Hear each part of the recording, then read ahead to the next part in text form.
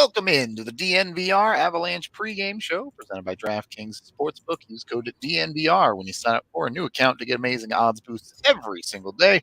Rudo and AJ coming at you, talking a little bit of Avs and Coyotes here.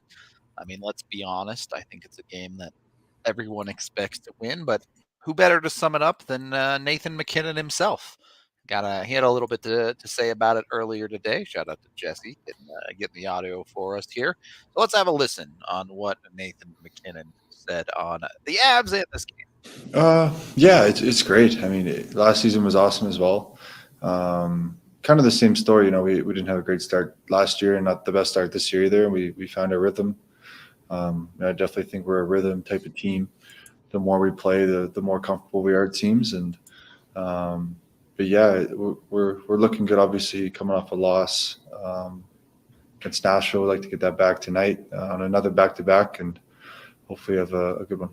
Yeah, I think their goalie was amazing that game. You know, they're a big, heavy team. Same style. We played them a lot last year and played them in the playoffs. So a lot of different players, but big, heavy guys. And it's NHL, no easy games. Saw that against Seattle. If anything, you know, we had to come back and beat them. So we need to be a lot more prepared tonight and ready to go and get off to a good start. Well, there you go, Nathan MacKinnon doing the pretty typical hockey talk interview. I did think it was interesting that he leaned into the idea that he feels like the Avs are a rhythm team. They've always been a little bit of a team that, I don't know if streaky is the right word, but certainly a team that its highs are extremely high and its lows seem to be pretty low, AJ. Yeah, I mean, I don't even know if the lows are that low, right? Certainly in like the last couple of years, they haven't been that low. Yeah. Relative to peers, right? Like Yeah. They feel low. It feels like 4-5-1, right? It feels like a death sentence when you lose 3 games in regulation over the next 2.5 months. Arizona loses 5 games every 2 weeks. So yeah, exactly. Like you look at what Arizona is doing, and you know they have 23 losses. Yep. Do the Avs finish with 23 regulation losses this season? They might not. They might end significantly lower than that, to be honest. I mean, I would say probably. But I mean, they've got 8 through 33 games. Yep. So it's at least a question for now. Almost right about on pace for 23 at that point. Yeah. So clearly, Avs are a very good team this year, and I think they're confident about it as well. Arizona, coming off of what was a miracle 2-1 win over Toronto the other night. It's kind of how a lot of their wins go this year, is that yep. Like a lot of their wins, they have 8 of them. But it's just goaltending. Yep. They're gonna get significantly outplayed most nights, if not every night. But very rarely do you see them. Like they dropped a 6 spot on Chicago last week. Yep. Chicago. You know, I know that I talked about Fleury going to the All-Star game and stuff, but that's also like, yeah, you give up 6 to Chicago, bro. What's going on here? Yeah, both teams playing their backup goaltender tonight, so you'll see Frankie as well as Prosvetov, I believe it is. So expect some goals to go in some nets. Yeah, well, and with Frankie, it's still just trying to figure out. I mean, Pavel Francouz, it's so funny to me.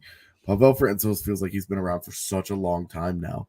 We forget he's only got like 30 NHL games played or something. It's really not many, yeah. Yeah, like he still has everything to prove, and now he finds himself in a contract year again, because the first year of contract security that he ever got, he missed the whole year because of injury. So you're talking a guy that he still has it all to prove. Is he worthy of another deal? Not even is he worthy of another deal, but is he going to outplay Darcy Kemper?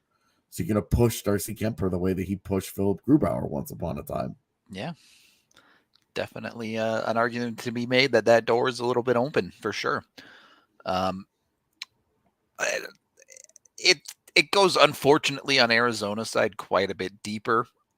You look up and down their lineup and you go, this is not a very good hockey team, is it? And yes, the Avs are missing Landy and Byram, but comparatively, on paper, Arizona is just not a team that should be competitive with Colorado. Yeah, even at completely full health, right? Mm-hmm. They should not be. I mean, they're at the bottom of the standings. Yep. You know, like the bottom, team 32, not just the bottom of the West. I mean, I guess right now they're tied at the bottom with Montreal, which I do want to talk about in a few, but yeah, we'll get into that. Actually, we might wait for the watch along with PD because I'm curious what PD's thoughts are on certain things. Sure. But like this. Look, Arizona Arizona burned it all down this year to try and go for draft picks. You know, they have an NHL record 8 picks in the first 2 rounds for right now. They're going hard. 3 first rounders. So you're talking they're trying to re-energize and kickstart their franchise so that 3 years from now they are competing at the top of the Central Division, not trying to figure out how to pay rent, right? Like, you've kind of led me to our next topic here. I know we've talked about this before in the past, but AJ, what are your feelings on tanking? It doesn't bother me. Yep. In the NHL, it doesn't bother me because I just think that I think you look at Toronto, you look at Colorado, and you see the system working. These are teams that were bad for a few years, had a couple of high picks, got them right, got a little bit lucky, of course. We always talk about it. Luck is a huge part of the process. But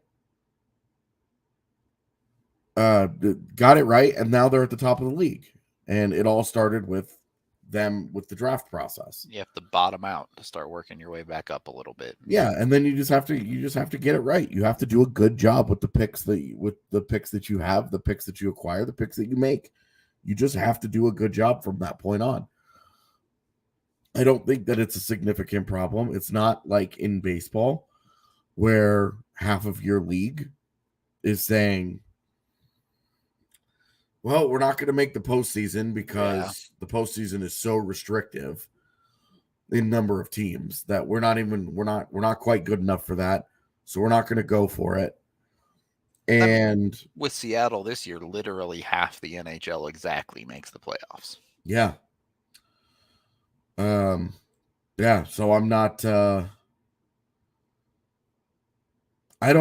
genuinely just don't have a huge problem. I'm with you on it. I believe tanking is a part of the natural life cycle of a sports team. I agree. I mean, everything is cyclical, right? Like Detroit made the playoffs for 30 straight years. What they've gone through in the last few years, they earned that because you had 2 full decades worth of success. Like you did a wonderful job. You rebuilt, and now where did they go wrong? They did not get lucky and find a Hall of Famer in Pavel Datsyuk in like the 6th round or whatever. Again, for the next generation, right? All right. Well, lacking that, they turned around and they got they got a bunch of high picks that looks like between Lucas Raymond and Moritz Seider. They've done a good job. But this is the cycle working. Yeah.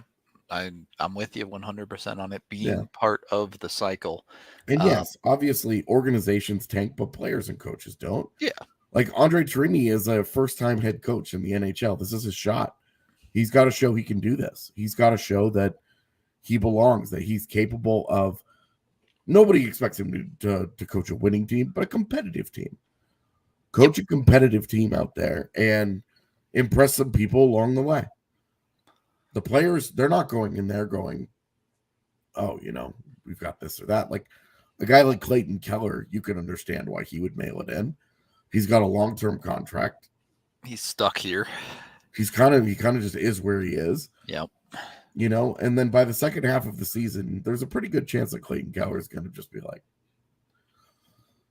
all right, maybe I don't spend the extra 10 minutes on the ice after practice working on something. It's the same thing as the 16-17 Avs, right? Yeah. Any player that's an every night player is going to start phoning it in when a team loses that much. Yeah, and it's not even like phoning it in so much as it is they just start to cut corners here and there. Well, I think the Avs are a classic example. You get down by 2 early in a game, and your team's just going to pack it up because they know the game's already over. Definitely. Like they will, those guys, they'll reach a certain point in the game where they're just like, you know what, this just isn't happening tonight. Yep. Certainly a lack of belief there, I think. Sure. It's a human nature thing. Like there are just some nights where you don't have it. Yep. You look at Arizona's last month of games, and they've had some close games because they've gotten some good goaltending. They've had some crazy games. They had a 6-5 game against Anaheim. They had an 8-7 game against San Jose. They also had a 3-game stretch where they scored 1 goal in each game. Yeah. So it's a little all over the place for sure. Like there's the thing keeping them from being an all-time worst offense is that you have a couple of games where they've been like, rawr. Yep. Where they just randomly kind of pop off, and you're like, okay. You look at when they lost to Florida, they lost 3-1 to Florida. All the goals in that game were scored in the first period. Yep.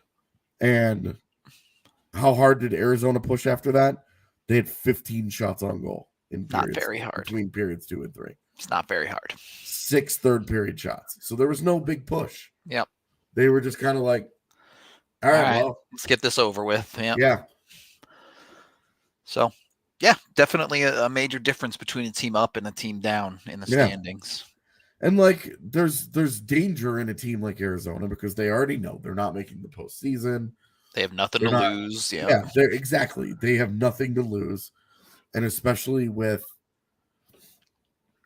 as many injury issues as Arizona's dealing with, they don't have comfy, cozy veterans dotting the lineup who are just like their first or last shot in the NHL in this lineup. Yeah, exactly. So, people that have something to prove on a personal level, regardless of the performance of the team. Yeah, those are the guys, like the AHL guys that come up, they've got everything. This matters to every shift matters to them, right? Yep. But the other guys, no, like your cozy vets, the guys that know they're getting moved at the deadline, or the guys that are signed long term, they're not worried about it. Yeah. Okay. We do want to talk about this again. We talked about it on the pod the other day, but Nazem Kadri, not into the All-Star game yet, is the last man in option for Colorado, going up against, I'm pretty sure his main competition is going to be Roman Josi from Nashville. So it was like Roman Josi, and I think just on name recognition, I think there will be plenty of people that would vote for Mark Scheifele. Yeah, probably. But anyway, on that note, we do have a little bit more from McKinnon. Let's hear what McKinnon had to say about Kadri not getting into the All-Star game. Yeah, it's silly. It's silly. I don't think every team should send a guy. I think it's a silly rule that we have. It's an All-Star game. It's not a participation game. Nas is what is he, second or third in scoring in the NHL, and he's not on and he's got to get voted in still. So I don't think that's right. I look back when I went, when we came last, I went, and I had a poor season. So I knew I shouldn't have been there. A lot of guys should have been over me. So it just is what it is. But at the end of the day, it doesn't mean a ton. It's an All-Star game. It's for fun. It obviously gets hyped up and things like that. But yeah, I mean, we should have 5-6 guys going from our team, I think. And So, and I remember when he went, McKinnon, his first All-Star appearance was in that 16-17 season. Yep. And when asked about it, he was at the All-Star game, and they asked him, and he was like, "I don't belong here. I'm only here." He was like, "I'm only here because they had to send an Av." Yep. Every team is supposed to. And then 5 years later, you could have legitimately made an argument that there should have been, in my mind, 6 Avs players. Yep.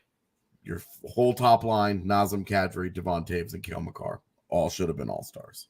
Yeah, I certainly, 2 that have got in absolutely deserve it. It's, in my mind, absurd that Kadri didn't get in by default. And then you look at the seasons that Mikko Rantanen and Gabe Landeskog are having, and you look at the season that Devon Toews is having and the games he's been healthy, and it's like, this is it. This is the best that the NHL has to offer. Why aren't these guys going to this All-Star game? Guys, it was an audio file. Yeah. It's not more complicated than that. If we had video file, we'd show it to you. Yep. But we have audio only. So. Yep, that was audio only just because it was just an audio file. Normally we'd be in studio and we'd have things set up a little bit fancier, but we had to audible doing this one from home a little bit. Yeah, I'm sick, so sorry. Also, PHNX guys were setting it up this way for the watch along later. Yeah. So playing it by the seat of our pants here, all right? No audio is better, or some audio is better than no audio, all right? Yeah. I'll let production know we should get a flickering candle going, all right? We'll sort it out. I like this idea. I like the flickering candle ad. There you go. So, look, at the end of the day, if you want more in-depth thoughts about the All-Star Game as a whole, go watch our podcast from yesterday. It was a bonus pod, so it's on YouTube only, but go check that out. At the end of the day, the Avs are an extremely high-end team in the NHL.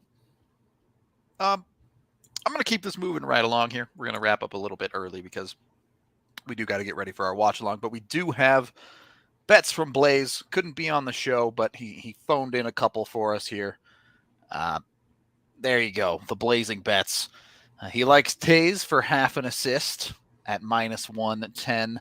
I don't mind any of these, to be honest. Mac, anytime goal scorer at +105, and Mikko, 1.5 points at +110.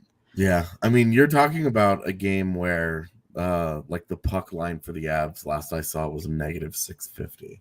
Yeah, it's pretty outrageous. So Blaze remains extremely hot with his bets on Avs games, so definitely go with him. I was also on DNVR bets today, if you want to go check that out. My 2 big ones were Cale Makar for a power play point is even money.